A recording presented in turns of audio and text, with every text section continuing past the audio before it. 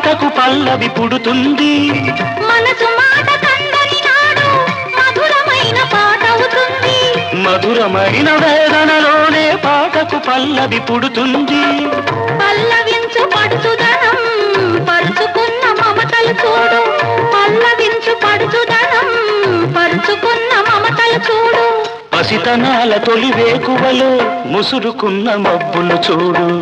అందుకే ధ్యానం, అందుకే మౌనం, అందుకే ధ్యానం, అందుకే మౌనం.